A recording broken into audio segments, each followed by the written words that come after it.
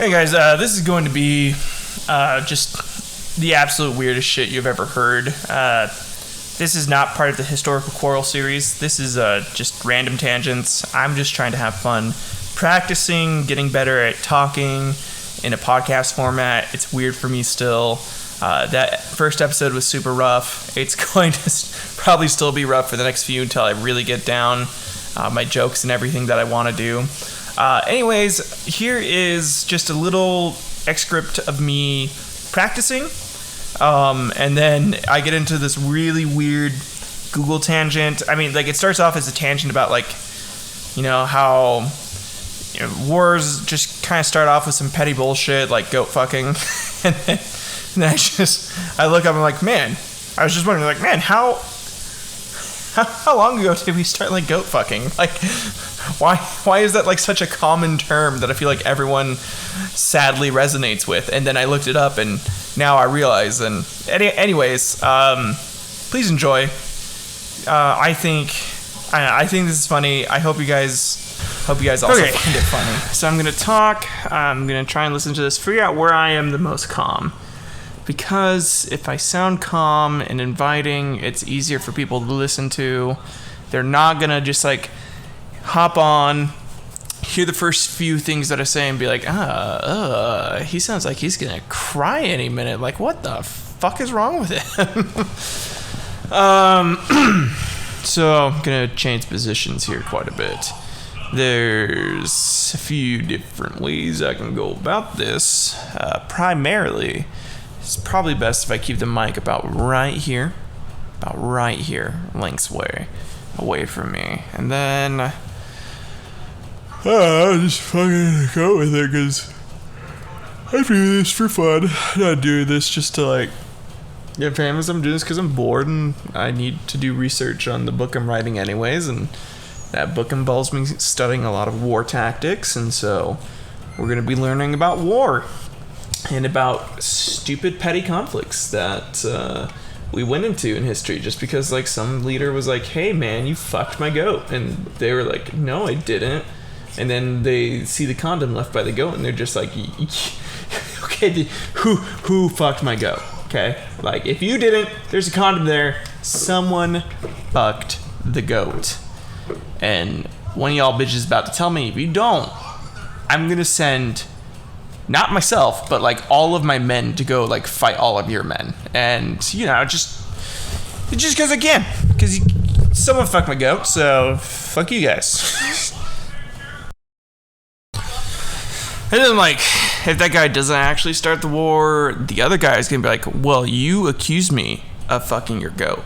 So now I'm gonna send all my men to start a war with you because you accused me and that you called me a goat fucker. And I didn't like that. I just didn't appreciate that. So I'm going to make thousands of young men die on my behalf because of a word you called me. Because it's the principle. I have. And then you just kind of, like, get into it later, and then people are, like, pissed at that guy for sending their people to go fucking die in a stupid petty war like that. So then it escalates even more, and then there's internal conflict, and that's how you get more civil wars, and just back and forth, and it's all because some guy decided to fuck a goat, and they're too ashamed to admit it was them. You know, they probably heard it from, like, one of their friends that was like, hey man, you ever tried it? And they're like, tried what?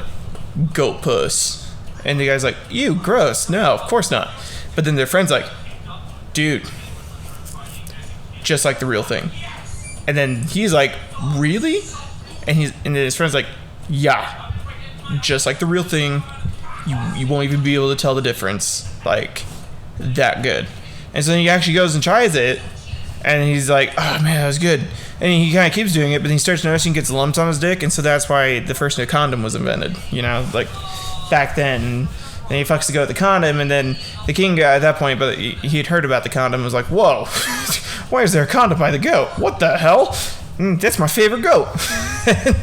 And then, it really was, like, one of his, like, buddies that just, like, you just couldn't say anything. It was like, He was like his cousin or something, and he's just like in the background while the king's like yelling at this other country, and the whole time he's like, fuck, shit. If he knows it was me, he's gonna behead me.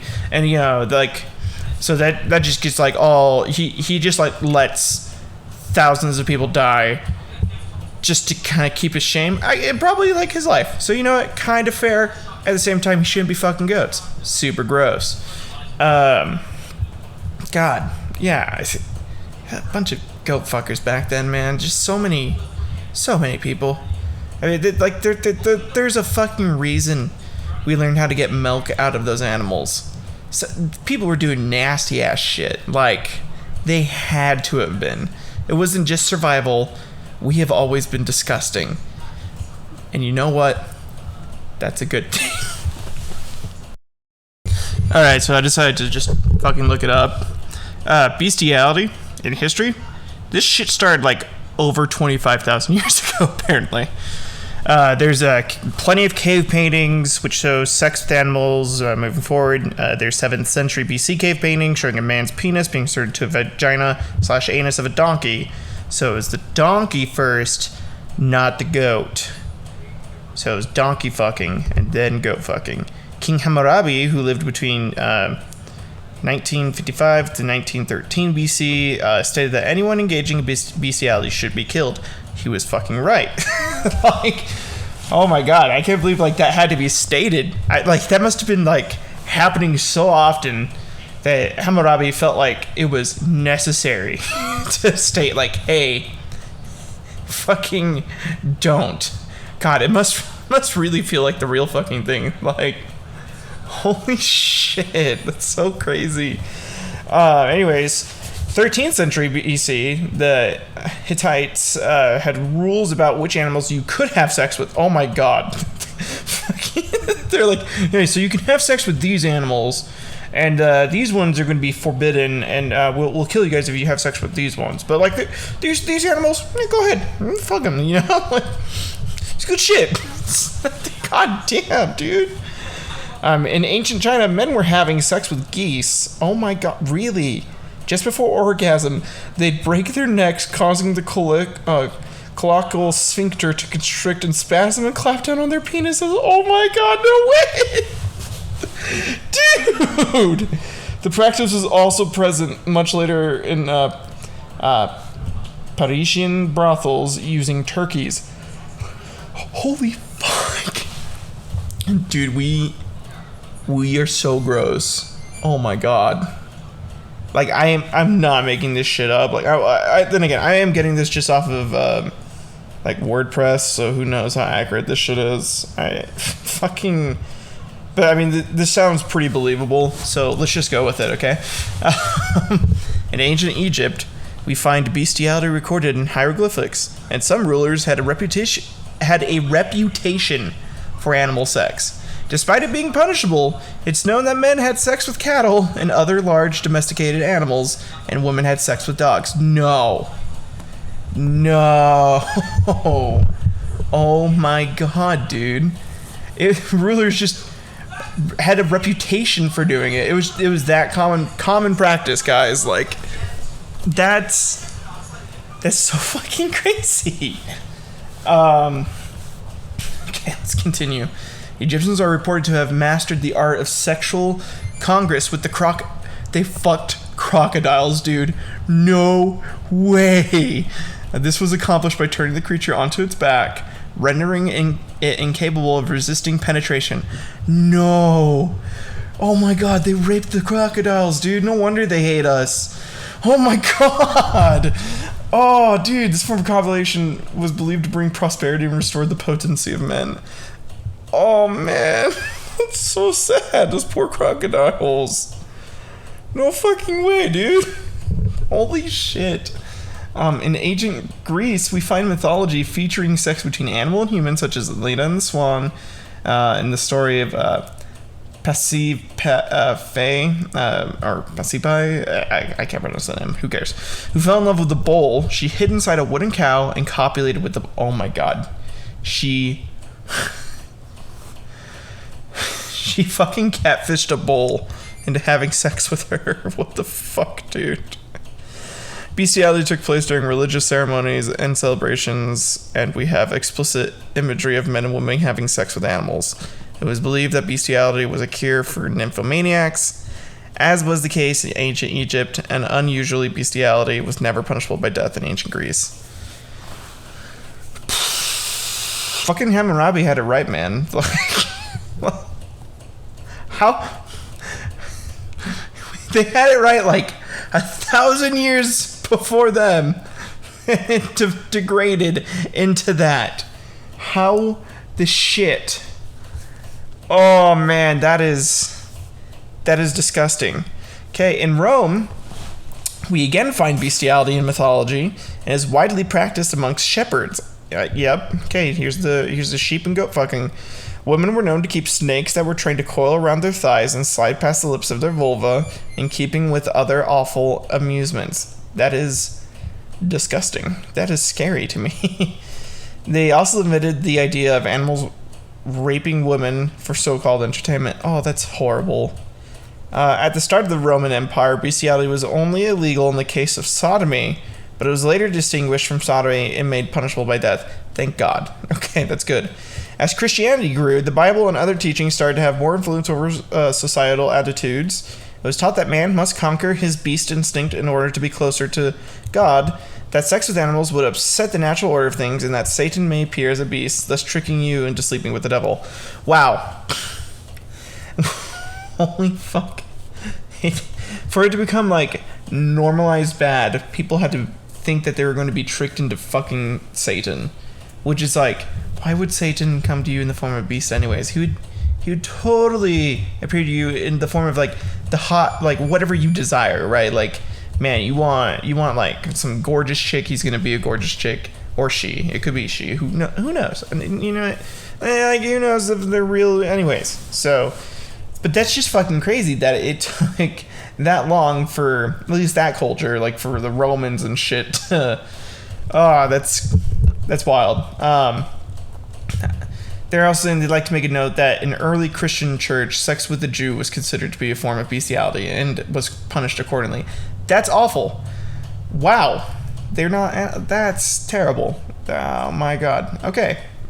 Briefly looking at other religious views, we find that for Hebrews, sex with animals was a form of worshipping other gods and hence heretic. The human and the animal would be killed. Good. Well, maybe not the animal, but good that they killed the human, honestly, because that's just fucking gross. Amongst Hindus, bestiality was common.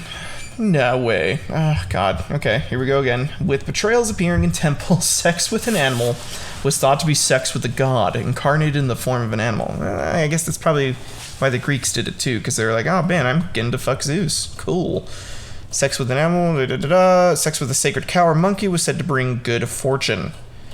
Okay, let's read this quote. Tantrism often portrays a man as a rabbit, bull, or horse, and the woman as a doe, mare, or female elephant. And among the supernatural powers promised to practitioners of various yogic disciplines are those by which a person could become a beast, so that he could have sex with an animal, and thereby experience sex in totality. My God, this is from Militiski. I don't know who that's from, so that's the quote, though, guys. Under Islamic law, the penalty for bestiality is death. Good. And in ancient times, the man and beast would be stoned to death. Good, but the beast didn't deserve it, so, you know, they had it half right. Moving back to Christianity, bestiality was a crime against God. Good. To a crime against the animal, and the human engaging in it was reducing themselves to the level of beasts. Generally, however, in the 16th century Europe, animals were viewed as objects, which meant that bestiality was no worse than masturbation. Oh my god, no. That's so bad. Although that in itself was a Christian sin by this point. Also bad. Fucking, it's normal. God. In the Middle Ages, bestiality was widespread and accepted, and even thought to be healthy and a cure for many diseases. The Christian church was very concerned about this and the potential for the devil to appear to a man in animal form, and hence bestiality could lead to half-demon babies. No. Okay. Laws against it became to appear, and the role of the animal shifted. They were seen less as an object, and hence a masturbation tool, and more as an active partner. Hence, the animal was as guilty as the human. No! At this time in history, animals were put on trial in the same way that humans were and could be hung for their crimes. Oh my god! They have no idea what's happening to them! That's awful!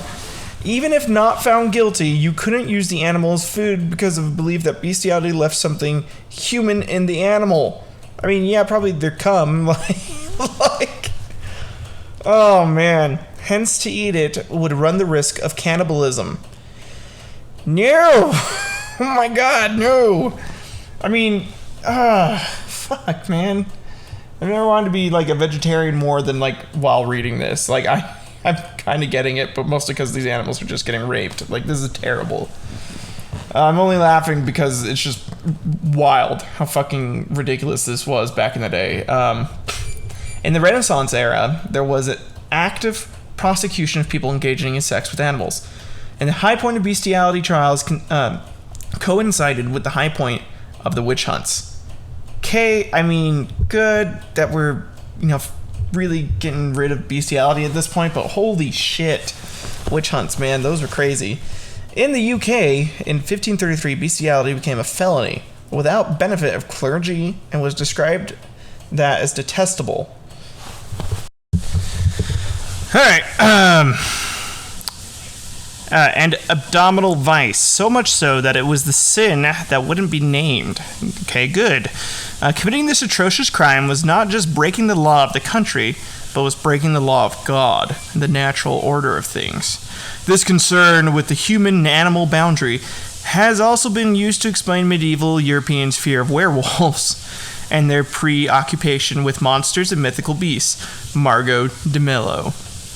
The sudden change in attitudes to bestiality came when assumptions about humanity were threatened and the categories of human and animal crept closer and closer because they're just like, oh wait, like, we're pretty similar to them, I'm guessing. They're like, holy shit, maybe we're like, I don't know, we're also animals. We're just really smart animals.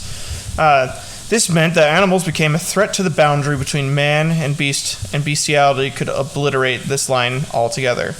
Evidence such as the pigman, said to be born in Brussels in 1564, the pig-faced woman from Holland in the 1600s, showed that sex with animals would create half-human, half-beast creatures. This would pollute the human species and thus was considered very dangerous. I have a feeling that's not real. There's like no way, right? Like, I might have to research this later. If you guys enjoyed this, like, kind of like mini episode, because this isn't going to be like part of like the main historical quarrel series. This is just kind of, I'm just having fun. It was because of the concern over procreation that penetration was an important aspect of any trial. Without it, there was no crime. I mean, you can still rape and, molest an animal. That's okay. Whatever. All right. Anyways, moving on. Punishment of bestiality wasn't just a UK movement. Between 1635 and 1778, Sweden executed over 700 people for sex with animals. No way, dude. 700 people during that time. I guess that's a long-ass time period, but god damn, that is so many. In Massachusetts, in 1642, Thomas Granger was accused of buggery with a mare, a cow, 2 goats, 5 sheep, 2 calves, and a turkey. No! What? In 1679, a woman and a dog were hanged together for bestiality. That dog didn't deserve it. That woman did. Fuck that. God damn. Okay, it was also illegal in France, but was decriminalized in 1810. Why? Back in England, however, in 1821, a law called for the death penalty for sodomy with man or beast. Okay, with man, fucked up, beast, get it. This cobbling of homosexuality and bestiality is found echoing through history. In 1861, the sentence was reduced to life in prison. It took until 2002 for this to be reduced to a 2-year sentence. I hope it's not still for man as well. Like, I mean, like, fuck, man. What if you want your wife to peg you? Like, shit can feel good sometimes. Like, no judge. There have been a flurry of laws recriminalizing sex with an animal since 2000, but this time around as an animal welfare issue. Good. Rather than a moral, religiously driven one. Great. The recent law that came into force in Denmark, for example, was passed from pressure by animal rights groups and to discourage animal sex tourism. Dude, Denmark had animal sex tourism? What the fuck? I'm gonna have to Google that later. My god. Okay. Yeah, so humans have had like a huge history with bestiality. Holy shit. That's fucking wild, guys. Like, if you don't think that's wild, you're kind of gross. Like, having sex with animals is so wrong, dude. Like, it's so fucked up. Anyways, I hope you enjoyed this. I don't know what the fuck this is. I don't know what I'm gonna call it. I don't know, just fucking random tangent hour, not even hour, random tangent time with Tyler. That's what we'll call it, random tangents with Tyler. Fucking gross, man. I can't believe for how long, and like, we had it right so early on, and then people are just like, nah, I want to fuck this goat. Like, god damn, dude. Anyways, thanks. Please share this with your friends, because, everybody likes learning how gross humans were with animals. It's a great time. Thank you. Bye.